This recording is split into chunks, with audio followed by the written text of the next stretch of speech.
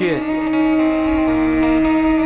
आज कुबेर, इंद्र, 33 करोड़ देवता, सूर्य, चंद्र, आकाश, ये सारे देवता जो है गरीब हो गए हैं महाराज।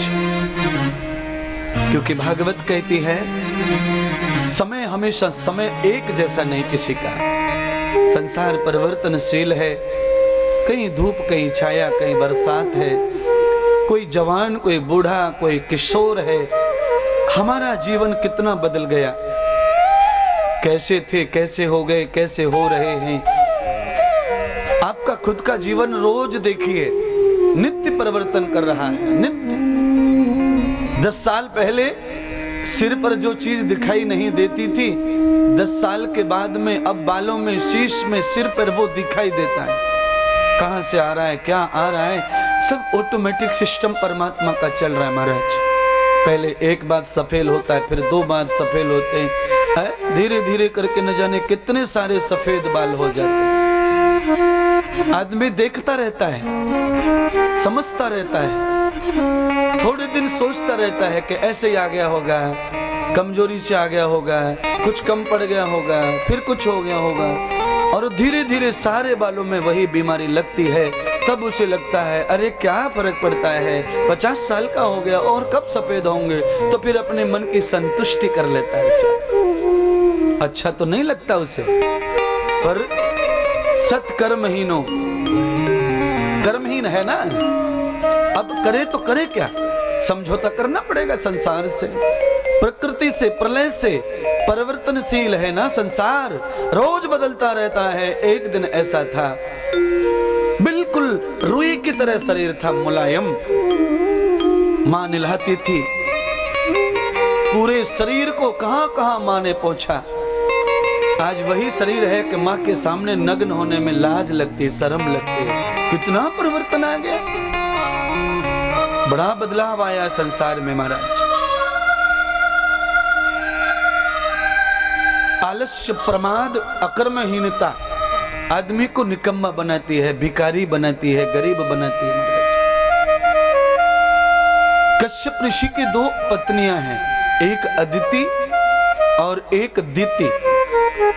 अदिति के घर में इंद्र, कुबेर आदि देवता पैदा हुए, और दिति के घर में हिरण्यकश्यप, हिरण्याक्ष आदि राक्षस पैदा हुए। पिता ने अपनी संपत्ति का बंटवारा कर दिया। जो हिंसक प्रवृत्ति के थे, जिनके अंदर मांस खाने की आदत थी, मदिरापान करने की, उन्हें हिरण्यकश्यप के स्वरूप में पाताल में भेज दिया। कहा जाओ, धरती के नीचे का जो घर है वो तुम लो, क्योंकि तुम्हारे जैसे दुर्जन लोग धरती पर शोभा नहीं देते। और जो थोड़े से सदाचारी थे, धर्मात्मा थे, यज्ञ करता थे, गौ सेवा करते थे, इंद्र आदि देवता, उनको धरती का ऊपर का भाग दिया, जहां सारी चीजें उपलब्ध हैं, सुविधाएं, स्वर्ग जिसे कहते हैं। और मुखिया इंद्र को बनाया। इंद्र बहुत ज्यादा सुंदर थे और बहुत बुद्धिमान थे, बलवान थे और बड़े सत्कर्मी थे और इंद्रिय विजेता थे, इसलिए उन्हें स्वर्ग प्राप्त हुआ। पर देखिए, एक बार महल महलात, एक बार सुविधा सारी प्राप्त हो जाएं, उसके बाद व्यक्ति को अधिक भजन करना चाहिए, अधिक ध्यान करना चाहिए, अधिक दान करना चाहिए। नहीं तो जो मिला है वो सब चला जाता है, उसको जीवित रखना है। भाई एक दिन हमारे पास में सच में कुछ नहीं था, अभी दे रहा है ना, कौन देने वाला दे रहा है, लक्ष्मी का पति भगवान दे रहा है। तो उस बात का हमें ध्यान होना चाहिए कि आज हमारे पास में 50 करोड़ की संपत्ति है और 20 वर्ष पहले हमारे पास में 50,000 रुपए भी नहीं थे। पर 50 करोड़ की संपत्ति होके आदमी बड़ा तो हो जाता है, अहंकारी तो हो जाता है, पर सत्कर्मी नहीं होता, यज्ञ नहीं होता उसके घर में। वो कभी यज्ञ करके नहीं खाता, वो यूं ही खाता पीता, खाने का समय भी नहीं रहता उसका, महादरिद्र हो जाता है। सोने के समय जगता है, जगते के समय सोता है। उल्टे काम हो जाते बड़े पैसे वालों के साथ। जब सोना चाहिए तब जगता रहता है, जब जगना चाहिए तब सोता रहता है। अभी उल्टी दुनिया जी रहा है तो इसका सीधा कैसे होगा? उल्टा ही हो जाएगा संसार। इसलिए जब सोने का समय है तब सोइए, जब भोजन का समय है भोजन लीजिए, भजन के समय भजन कीजिए। पर बड़ा मुश्किल है। अरे जब सूर्य अस्त होता है, जब चिड़िया अपने घर पे आती, अपने बच्चों से मिलती है, गाय खेतों से चर के चुग के जंगल से घर आती, गौशाला में बछड़ों से मिलती हैं, सूर्य अपने स्थान पर चला जाता है, शांत हो जाता है, उस समय मनुष्यों को चाहिए कि इनको देखें और सीखें। शांत कर दो अपना संसार, एक जगह घर पे आ जाओ और एकाग्र होकर अपने बच्चों के साथ मिलन करो और परमात्मा का ध्यान करो, भोजन करो, चिंतन करो, ध्यास करो, विश्राम करो। बड़ी मुश्किल, सारा कर्म उल्टा हो गया। इंद्र आदि देवताओं ने स्वर्ग प्राप्त होने के बाद में भजन ध्यान यज्ञ दान सब बंद कर दिए। और भजन ध्यान दान बंद हो जाए और कमाई रोज आ रही है, दान बिल्कुल नहीं हो रहा है घर में, और रोज कमाई आ रही है, सारा घर कमा रहा है, बच्चे बीबी पति पत्नी पुतना पुतनी ककड़म झकड़म जितनी औलादें सब कमा रही हैं और खूब पैसा आ रहा है, खूब आ रहा है। जितना हो रहा है उतना झूठ बोला जा रहा है, आ रहा है, पर उसका कोई मार्ग नहीं है, कोई मार्ग नहीं है, कोई मार्ग नहीं है। कान खोल के ध्यान से सुन लीजिए, एक भी लफ्ज में बिल्कुल भी आपको डराने के लिए नहीं कह रहा हूँ, आपकी जिंदगी को सुखी करने के लिए कह रहा हूँ। क्यों? मैंने कल कहा, मैं वही कहूंगा जो कथा कहेगी, जो भागवत कहेगी, उसके सिवाय मैं कुछ नहीं कहूंगा। जो व्यक्ति अपनी बढ़ती हुई संपत्ति में से अगर दान नहीं करता है, उस व्यक्ति का जवान बेटा मरता है, याद रखो आप। फिर रोने के सिवाय कुछ हाथ नहीं लगता है। उसकी बीवी मरती है या वो खुद मरता है, उसके घर में अपघात पे अपघात होता है? वो क्या करता है? रोज आदत बना लेता है, आज आमलेट बनेगी अंडे की, आज मांस पकेगा, आज फलाना पकेगा, आज ढिकाना पकेगा।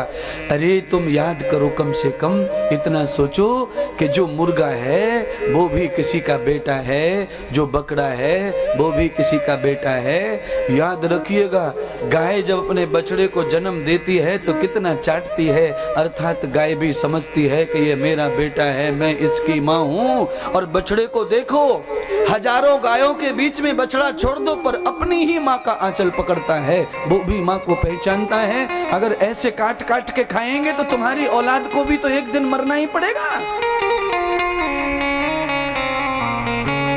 दूसरे की औलाद को तुम कुछ भी नहीं समझेंगे और अपने बॉडी को बनाने के लिए, विटामिन्स के लिए आप ऐसा गलत काम करते रहेंगे। भोजन में मांस खाएंगे, भोजन में किसी के बच्चे को काट के खाएंगे तो तुम्हारे बच्चों को सुख आएगा कहां से?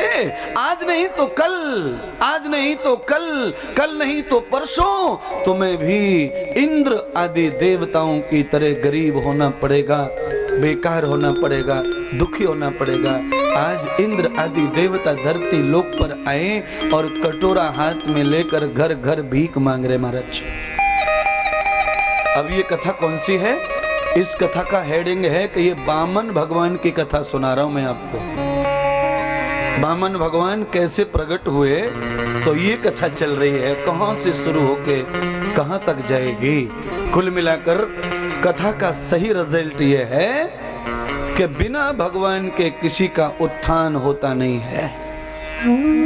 इंद्र हुआ तो क्या हुआ, कुबेर हुआ तो क्या हुआ, दान करना बंद हो गया, पैसे वाला होने से कोई फायदा नहीं है। बड़ा मूर्ख है वो, करोड़ों की संपत्ति को छुपाए घूम रहा है सरकार से, सरकार से छुपाए छुपाए घूम रहा है।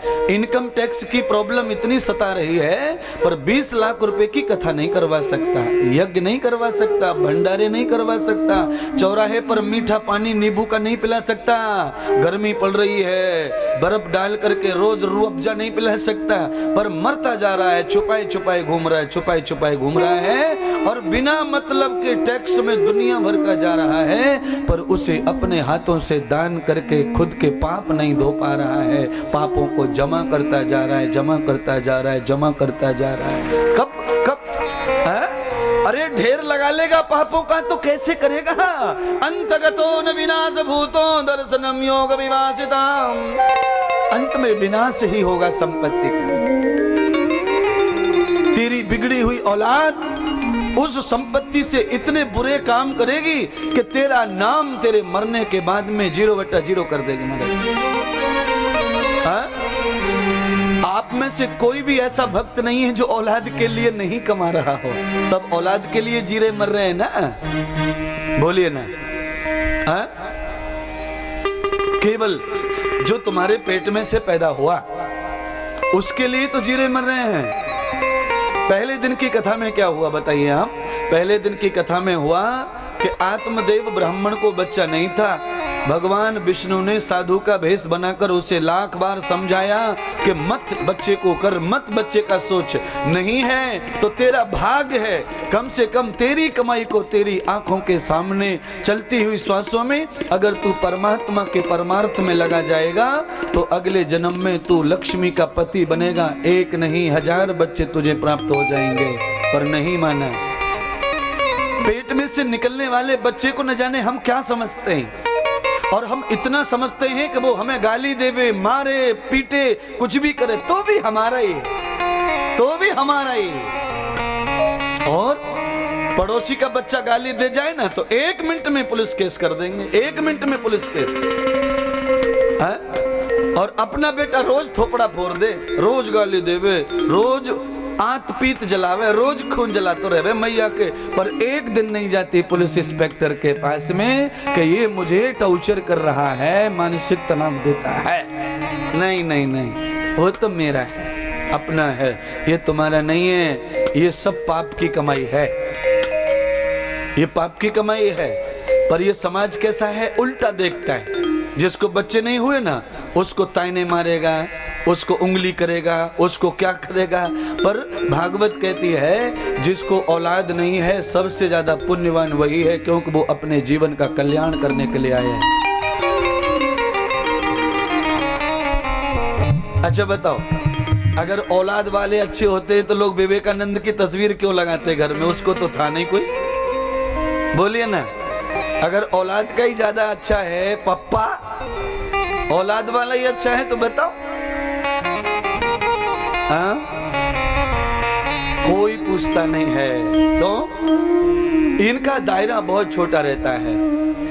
आप में से कई लोग ऐसे हैं कम से कम 100 बच्चों का पालन कर सकते हैं तो भी संपत्ति कम नहीं पड़ेगी, तो भी बैंक भरी पड़ी रहेंगी आपके, पर नहीं करते। एक एक बच्चा करके रखा हुआ है, करोड़ों की प्रॉपर्टी है, बच्चा एक है, वो खा नहीं सकता, पी नहीं सकता, क्योंकि गरीब की जितनी फीस है उतनी फीस उसकी स्कूल में। 100-200 रुपए का फर्क पड़ता है पैंट में। गरीब का बच्चा 500 वाला पहनता है, अमीर का 1000 वाला पहनता है, बस उतना फर्क पड़ेगा। पर इतनी सारी संपत्ति, आप इतना सारा आडंबर एक बच्चे के लिए जमा करके अरे क्या करेंगे? आप अपने पाप कम कर लो। जो संपत्ति तुम्हारे भाग्य से, तुम्हारी ही कमाई है, वो किसी जन्म की, और किसी जन्म की पूंजी परमात्मा ने ईमानदारी से तुम्हें दी है, तो उसे ईमानदारी से परमात्मा के हाथों में समर्पण करो। क्यों? अच्छा बताओ, तुम्हें मालूम रहता है कि हमने कौन से जन्म में पाप किया, कौन से जन्म में पुण्य किया? हमें थोड़ी समझता है, पर वो परमात्मा ईमानदार है। जैसी जिसकी पूंजी रहती है वो भगवान उसे यथा योग्य देता रहता है। चाहे हम भूल जाएं, पर हमारा देने वाला साहूकार कभी नहीं भूलता। उसे याद रहती है सबके। इसीलिए बहनों और बंधुओं, इस भागवत कथा को इसीलिए व्यास जी ने लिखा। कलयुग में प्राणी लालची हो जाएगा, आलसी हो जाएगा, प्रमादी हो जाएगा, कमाएगा तो बहुत, पर अपने कामों में ही उसको खर्च करेगा। जहां दान पुण्य का विषय आएगा वहां पे दो टूक बोल के अलग हो जाएगा। उसको ऐसा लगता है कि ये घर ही साथ रहेगा, यही जीवन है, और ये सब दुकान साथ रहेगी, यही जीवन है। संसार में 60-70 साल ही आदमी सुख भोगता है। 60-70 साल के बाद में आदमी के कपड़े, आदमी का भोजन, आदमी की गाड़ी, आदमी का घूमना, आदमी के शौक खुद कम मर जाते, खुद कम हो जाते महाराज। 10-15 साल तो वो बिना मतलब का जीता है, बिना मतलब का, उसकी कोई गरज नहीं संसार को, पर जी रहा है, मर नहीं सकता। आप में से कितने लोग ऐसे जो बिना मतलब के जी रहे, कोई जरूरत नहीं है, बहू चाहती नहीं आपको, जी रहे फिर भी, बेटे को जरूरत नहीं आपकी, जी रहे फिर भी। और मैं तो यहां तक कहता हूं कि तुमको भी तुम्हारी खुद की जरूरत नहीं है, फिर भी जी रहे ना, क्योंकि हम मर तो नहीं सकते ना, कैसे मरेंगे। और कभी कभी तो आप में से 20% लोग ऐसे हैं जो कहते भगवान से, भगवान बस ऐसे जीने से तुम मरना अच्छा, ले लो। भगवान कहते ना, अभी नहीं लूंगा, पोते के घूसे खा के आ, अभी कैसे ले लूंगा, अभी तो लात खानी पड़ेंगी, गाली खाओ पोते की। हाँ क्या कठिन है संसार। औरत की जाति मैंने कहा सुंदर होती है, कथा में जो होता है मैं वही कहता हूं, चाहे मजाक में कहूं। कैसी सुंदर होती है, अब सुनिए कथा। इंद्र आदि सारे देवता जब रोटी पानी कपड़े और मकान के लिए तरसने लगे तो उनकी माता को बड़ा कष्ट हुआ, इसलिए सुंदर होती है औरत। बच्चा कितना भी लुच्चा हो पर माँ उसके लिए तड़पती रहती है महाराज, इसलिए औरत सुंदर होती है। पिता तब भी बच्चे को निकाल सकता है घर से, पीट सकता है, धक्का मार सकता है, और बाप बार बार कह सकता है जाओ मरो साला, भागो, पर माँ नहीं कह सकती। माँ क्या करती है, पिता डांटेगा धमकाएगा तो पीछे वाली खिड़की से 100 का नोट दे देगी, जा खा के आ जा, तेरा बाप है ना घर में नहीं आने दे रहा, 2-3 दिन तू ऐसे निकाल ले, मामा के यहाँ चले जाना, फलाना कर लेना। ये माँ करती है, पर ये हरामखोर बच्चे माँ का बिल्कुल ख्याल नहीं रखते। कितनी बार पापा की जेब में से चुरा के दिया 100 का नोट, पर बिल्कुल नहीं ध्यान रखते। गुरुवर्य युग प्रवर्तक क्रांतिकारी राष्ट्रीय संत परम पूज्य श्री इंद्रदेव जी महाराज जी के शुभ सानिध्य में राष्ट्र सेवा, जन सेवा तथा धर्म सेवा हेतु गौशाला, वृद्धों की सेवा, अन्नदान, वस्त्रदान, यज्ञ हवन आदि सेवाएं निरंतर निशुल्क चलाई जा रही हैं।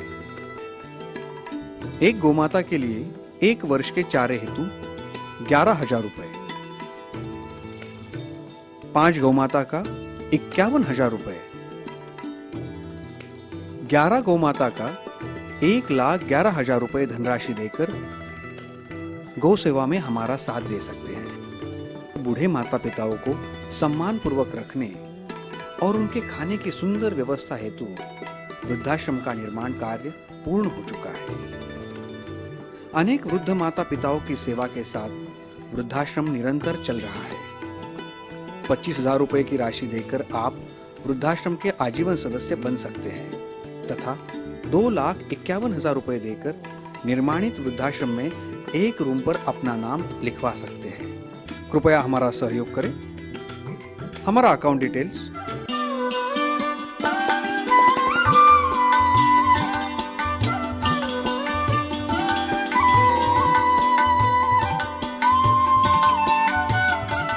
हमें संपर्क करने के लिए डायल करें +91 88 059 60202 +91 88 059 70202। अधिक जानकारी के लिए आप हमारी वेबसाइट भी देख सकते हैं www.shriindradevjimaharaj.com। हमारा ईमेल आईडी है shriindradevjimaharaj@gmail.com।